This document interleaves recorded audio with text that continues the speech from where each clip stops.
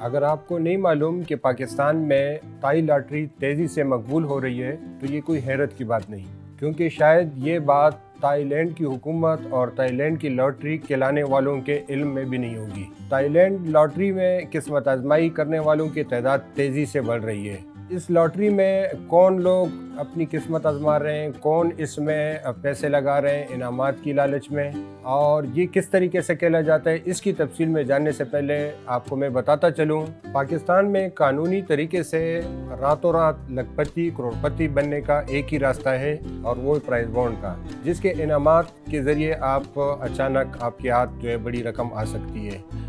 लेकिन इस कानूनी प्राइज बॉन्ड के साथ साथ एक सिलसिला भी कई दहाइयों से चल रहा है, जिसको आंकड़ा या प्राइज बॉन्ड पर्ची कहते हैं। प्राइज बॉन्ड से बॉन्ड पर्ची या आंकड़े का ताल्लुक सिर्फ इतना ही है कि इसमें बुकीज़ के पास एक नंबर आप लिखवाते हैं और अगर कुरानदाजी के ज़रिए से निकले हुए नंबर से आपका लिखवाया हुआ नंबर मैच कर जाए तो लगाई गई रकम के मुताबिक इनाम दिया जाता है। लेकिन अगर नंबर मैच न हो तो उस सूरत में आपकी लगाई गई रकम डूब जाती है। 1999 तक ये कानूनी तौर पर खुलेआम इसकी बाकायदा दुकानें भी थी और आंकड़ा खेला जाता था, लेकिन 1999 में इस पर पाबंदी लगाई गई, लेकिन उसके बावजूद ताहाल ये सिलसिला जारी है। बॉन्ड पर्ची पर आमतौर पर 4 नंबरों पर खेला जाता है, जिसमें पहले 2 नंबर को आंकड़ा, पहले 3 नंबर को टंडेला और 4 नंबर को फोरकास्ट कहते हैं, और आपकी लगाई गई रकम के हिसाब से आपको इनाम दिया जाता है। पाकिस्तान में तकरीबन 8 प्राइज बॉन्ड हैं और उसी के हिसाब से इस पर ये आंकड़ा खेला जाता था।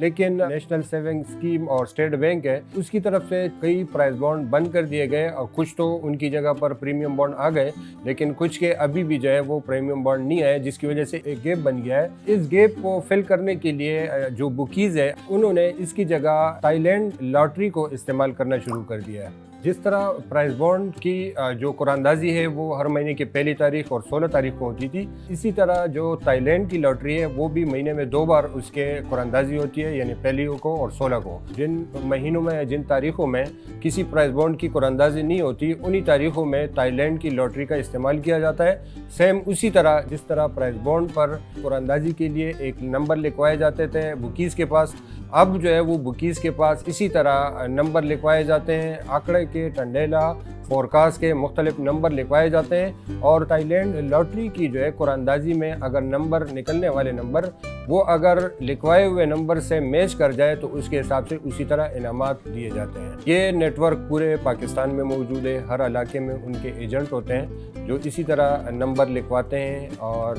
यही एजेंट जो है वो बाद में नंबर मैच होने की सूरत में वो उनको इनामात भी देते हैं। शुरू में ये बुकीज़ के पास ज़ुबानी नंबर लिखवाए जाते थे, बाद में फ़ोन पर नंबर लिखवाए जाने लगे, और अब इंटरनेट आने की वजह से अब जो है बाकायदा व्हाट्सएप के ज़रिए से नंबर लिखवाए जाते हैं और उसी के ज़रिए से बताया जाता है कि आप इतना इनाम जीत चुके हैं। थाईलैंड लॉटरी का इस्तेमाल शुरू किया गया था जब कुछ महीनों में प्राइज बॉन्ड के कुरानदाजी नहीं हो रही थी।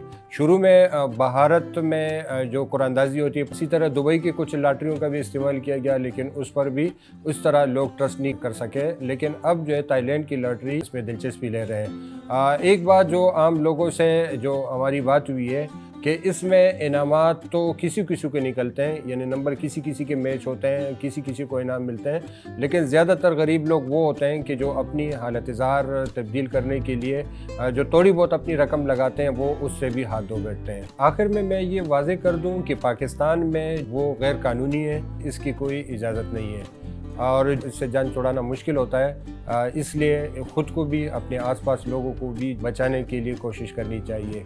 आज के लिए इतना ही, अपना ख्याल रखिएगा। अल्लाह हाफ़िज़।